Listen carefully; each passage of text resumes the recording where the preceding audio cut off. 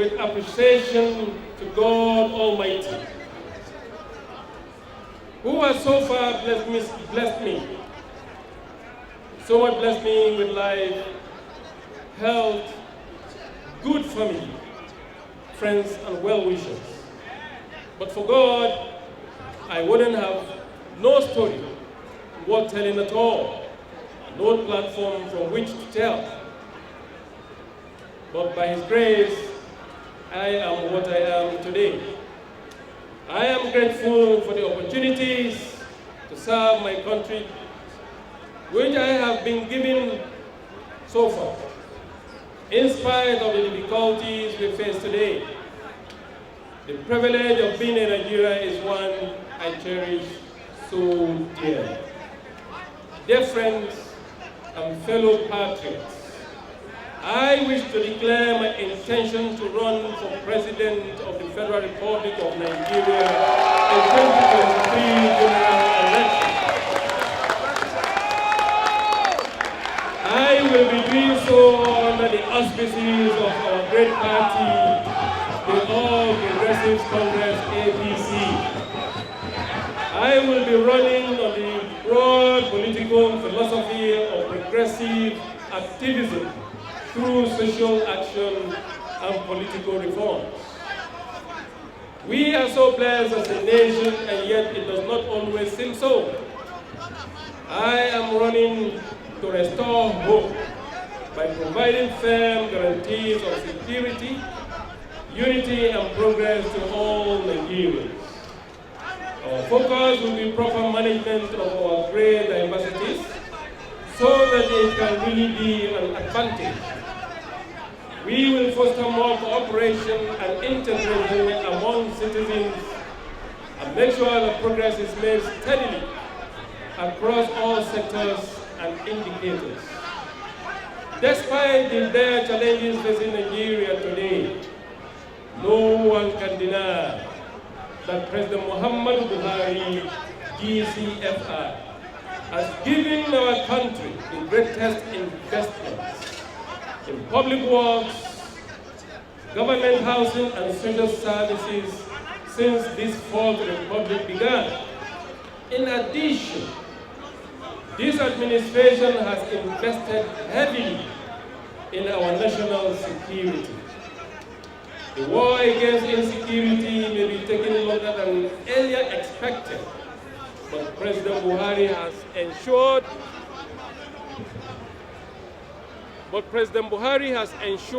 that we have the combat resources to keep hitting our foes hard until victory is achieved.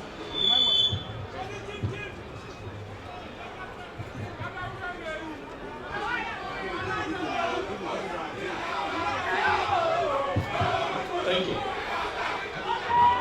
The war against insecurity may be taking longer than earlier expected, but President Buhari has ensured that we have the combat resources to keep hitting our foes hard until victory is achieved. It can also not be denied that under the APC government, Nigeria is pushing forward the most comprehensive proposals for restructuring since independence. The sum of government policies, the Electoral Act and other statutes enacted, and the ongoing amendment of our Constitution are fundamentally changing the way we do things. For instance, the average Nigerian governor has more powers today over matters of security, public transportation, taxation, fiscal federalism, mineral and agro resources, electricity, etc., than at any other time in our history. These are the legacies of Mr. President. They will help the next president take longer. They will help the next president take longer and easier developmental strides, provide Nigeria much sure he is succeeded by one who is not. They will help the next president take longer and easier developmental strides, provided Nigerians make sure he is succeeded by one who is not out to discredit or to consolidate, rather to consolidate. I have proven time and time again that I am the only one such successor in the APC's lineup for 2023. I am running for president because I see a bright light shining at the end of the tunnel for our nation. I am not one of those who only see doom and gloom. It is my intention to take custody of that light, to pierce the dark spot in our past and present, with it to illuminate every gap in our nationhood and to fix them. I will ensure that this light is handed over in due course to successors who will be the trustworthy stewards of our great future, which a federal republic, which a federal government by me, led by me, will build for our nation. I am not an unknown quantity. I have been the governor of Kogi State since January 27, 2016. I invite Nigerians to assess my suitability to be president on the scorecard of my performance. Of course, when I mean my real scorecard, the verifiable, tangible baskets of work that we undertook and are undertaking to improve the lives and welfare of our people. I do not deny that false and evil reports against us have taken field, have often been filled with press, but all of us know why. He who pays the piper dictates the tune, and those who control the media control the narrative. It is well known that we offended powerful vested interests on our way to power in Kogi State. Moreover, since we took office, we have committed the unpardonable political sin in Nigeria. That is, refusal to have godfathers and kowtow with them. Their anger has gone furiously against us, and sadly, they have often misled the media about us. As a result, we have had to work extra hard to receive fair comment, not to talk of accolades or credit for our many achievements. Before now, we have not cared much for biased reportage. Actually, we have gone ahead to record huge successes in spite of it. However, the 2023 presidential election is actually a battle for the survival of Nigeria, and I am passionate enough about my country to fight for the privilege of leading her. In this race, I am adamant that the truth and nothing but the truth shall count for any assessment of Yahaya Bello as a man, and as a governor, and as a presidential aspirant. As part of our effort to set the record straight, we have developed an e-compendium, which is probably the first and the only one of its kind among Nigerian states. We have showcased what we have done in my new direction administration in Kogi State there. It is domiciled at www.kogipedia.net and covers the period of 2016 till date. Kogipedia is a rich resource for research into the claim of performance, which we shall make in the course of our presidential run. I have instituted a standing reward for anyone who can disprove any of the hundreds of projects we have done in Kogi State, which are showcased in that particular website. More information about how we have led the confluencing can also be found on our official Kogi State website, www.kogistate.gov.ng.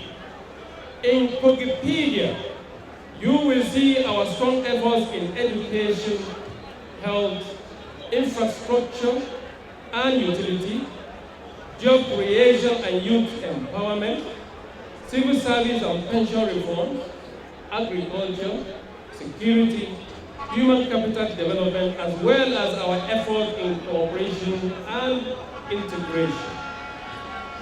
Chimamanda Adichie won the world about, in quote, the danger of a single story.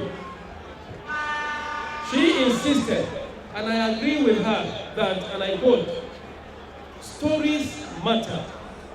Many stories matter. Stories have been used to dispossess and to malign, but stories can also be used to empower and to humanize. Stories can break, but stories can also repair, end of quote. To us, it is imperative that sincere Nigerians who truly love this nation are given every resource they need to make informed voting decisions ahead of 2023 general elections. The question of the next president of Nigeria is way too important to fall victim to lies like in the past presidential elections, and the truth will start with the fair and accurate assessment of all aspirants or candidates. In Kogipedia, you will find us telling our own story ourselves. It is likely to be an alternative narrative to what you have heard about us, but I assure you that it is the truth. Let me itemize the most important qualities which I consider imperative in our next commander-in-chief. I invite Nigerians to rate all aspirants or candidates by them if we want a country that will live up to our expectations from 2023. Youthfulness, natural forces and physical energy cannot be abated if performance is to be elevated. I am 46.5 years by the special grace of God. Of course, I will turn 47 on 18th June this year. I am fit, and I am physically and mentally fit. Courage, a clear capacity to be zealously affected in a good matter and to lead with courage and foresight in the pursuit of the overall best interest of the people and the nation. The aftermath of the COVID pandemic has vindicated me enough for the time I stood alone and insisted that Nigeria deserved better. Of course, I gave Kogi State a better treatment.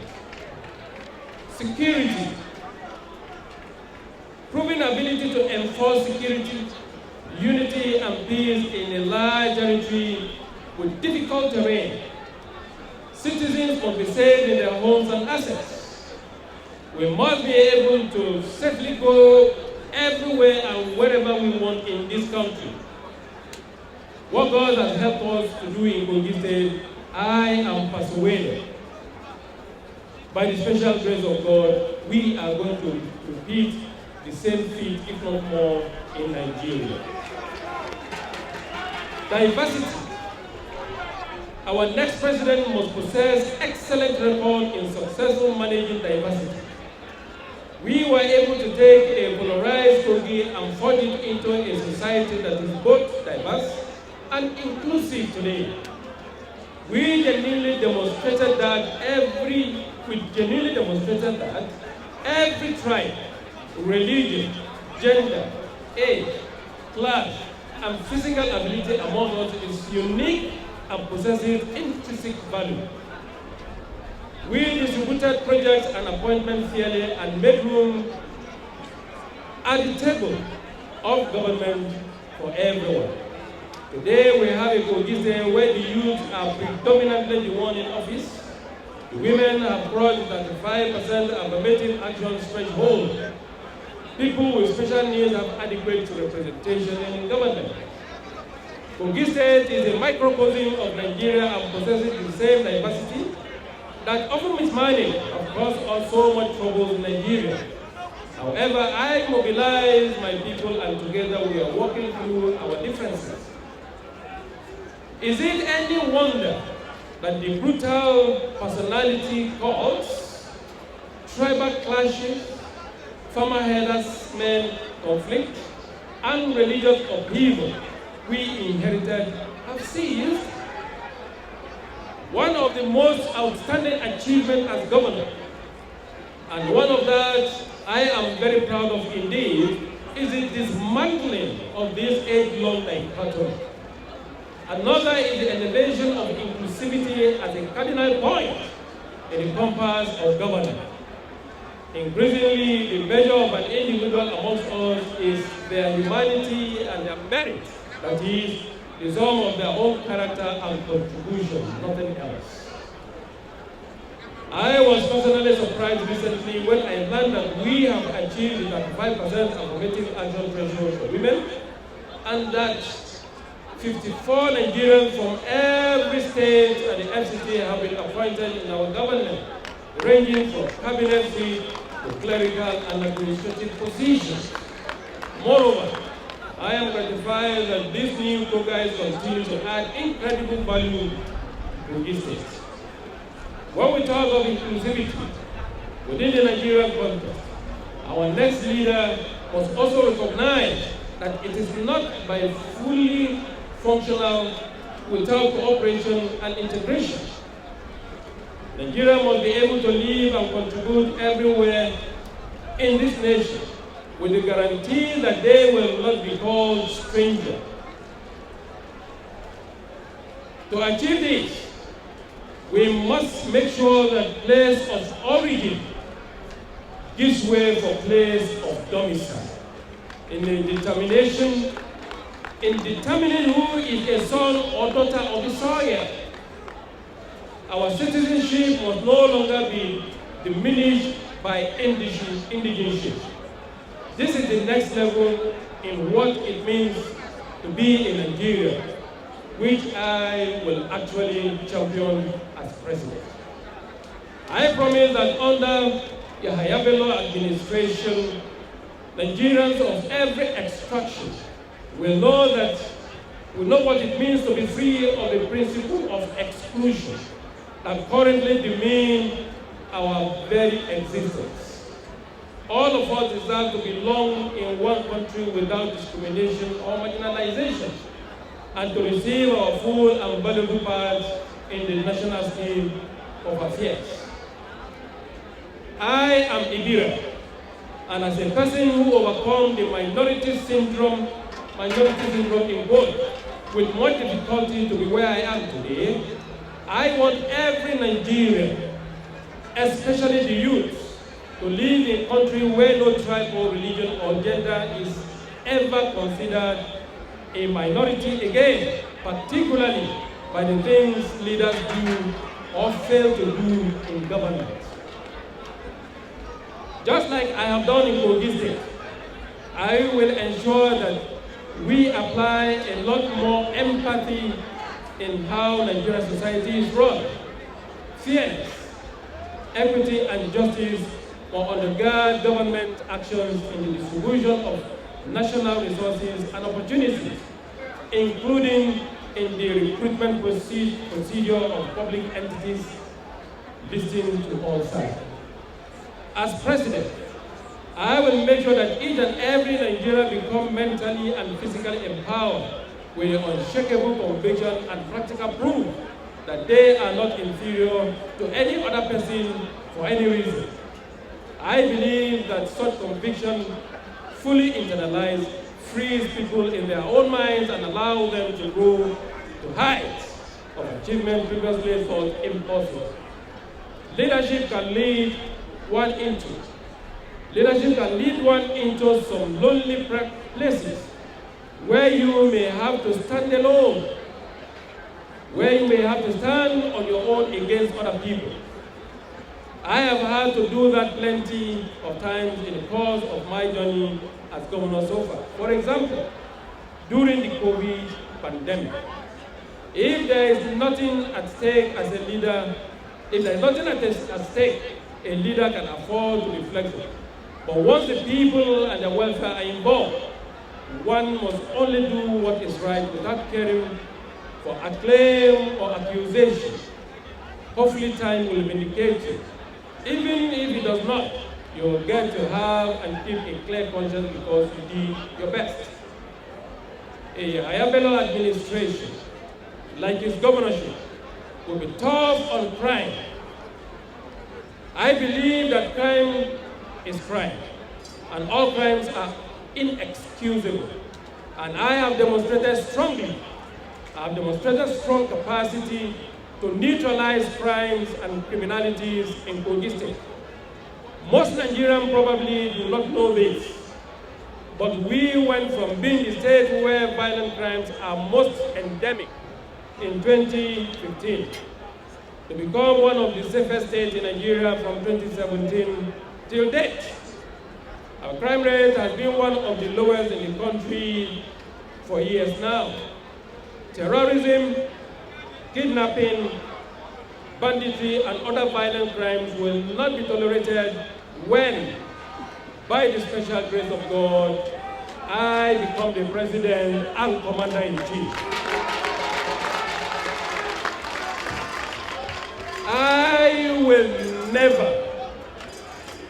I will never tolerate non-state actors who takes up arms against the nation, whatever their grievances might be.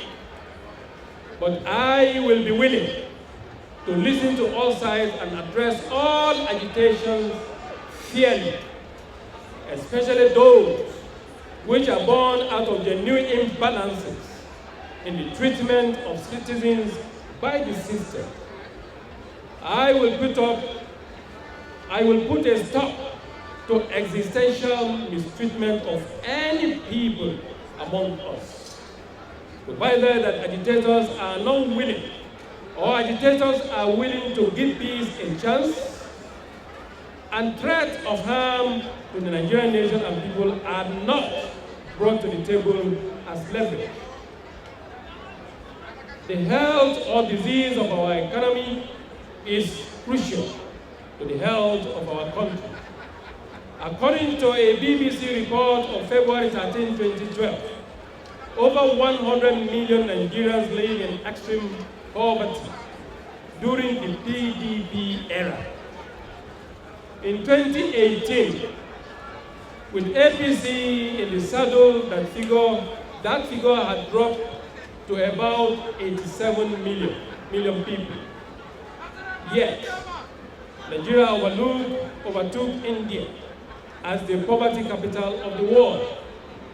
Just this month, Nigeria, through the valiant effort of President Muhammad Buhari administration, relinquished the ignoble title back to India, having brought the number down to about 70 million.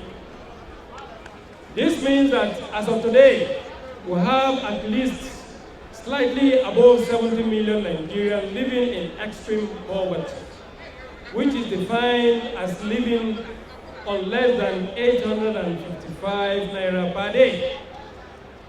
It is therefore clear that our path to national prosperity lies in pulling tens of millions of Nigerians out of poverty. We must make citizens our greatest resources for economic growth and wealth creation. The Buhari administration has a target of lifting 100 million Nigerians out of poverty by year 2030. a Yahaya Bello administration or Yahaya Bello presidency will have an additional target of creating at least 20 million naira millionaires by the same year, 2030, with the aim that each of them will employ or otherwise empower at least 5 other citizens. In this regard, we are going to learn a lot from the Southeast. We shall learn from our Igbo brothers. The apprenticeship model by which a boy from an indigent or affluent background is taken, trained, and turned into a multi-millionaire businessman in as little as 10 years is one we have to study or understudy and invest in. Harvard University already studied it, and the Nigerian government must do no less. I have personally observed that this model works on average 50% of the time, with at least 5 out of 10 boys who apprenticed with various Igbo friends of mine, millionaires today, in their own right. I also observe that it is not the line of business, but the underlying principle and practice that works so well. This is because this amazing phenomenon is repeated sector after sector. Whether they deal in vehicle spare parts, electricals, pharmaceuticals, clothing, or even foodstuffs, etc. This means it is a system that can be replicated. We will explore this method as we move on. I have a vision of a Nigerian government and economy that is open, inclusive, and honest. Leaders like me and governments such as mine have a duty to manage the economy so that it operates with a human face and transparent processes. Kogi State, under my leadership, has consistently led others in the World Bank's state fiscal transparency, accountability, and sustainability, that is, SIFTA's indices. It is a result I want to mainstream to the nation as a whole. This is why, as president, I will foster an economy in which every citizen can maximize their potential as wealth creators and change agents. We will work towards a democracy of the economy which places equal access to the factor of productivity within the grasp of any citizen who is ready to work hard and to work smart in pursuit of their own dream. Being Nigeria's youngest governor comes with its own challenges, particularly the burden of being constantly held up as a yardstick to measure the past and predict the future of youth participation in politics and governance. The expectations are right, and some are frankly unreasonable. But in the meantime, I am challenged to prove that leaders can be simultaneously youthful and useful in high office. While my approach to resolving this conundrum may not be loud or popular, it has certainly proved effective. The Yahaya Bello presidency will pursue a clear, defined strategy on broadening the footprint of new technology in our economy. We know how important this is to youth enterprise in today's world. In particular, we will set up a national blockchain task force to develop a trailblazing policy for the nation in cryptos, the metaverse, nets, and blockchain technology. This emergent field can certainly not be ignored or outrightly banned or completely outlawed. We must help our youth to keep pace with other generations across the world in a lawful manner. Dear friends, I am not running for president apologetically, but on a solid record of verifiable achievements in my current assignment as governor of Kogi State. I have proven antecedents in the vast area of Nigerians crave for succor urgently. That is, security, unity, and progress. I will therefore say that I possess the academic qualification and hands-on experience to be the next Nigeria's president on merit. The slogan of our campaign is hope, bridging the gap. All we want to do is to bring hope to our nation and people while bridging the gap in our body politics. This is only possible with the support of my party, the All Progressives Congress, and the Nigerian people. This is why MKO Abiola of blessed memory said, and I quote, "People of Nigeria, our time is now.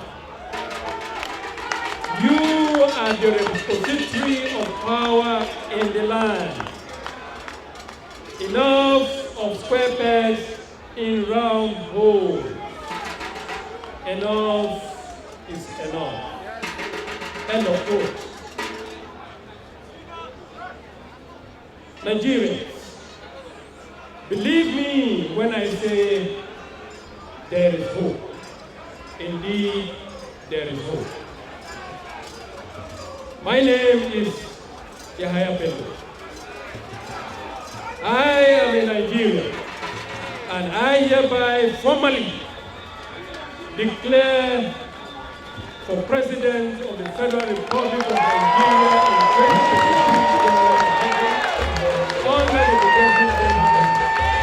I crave the support now and when we get the party ticket. I wish my Muslim brothers and sisters Ramadan Kareem. To God be the glory. Thank you and God bless you.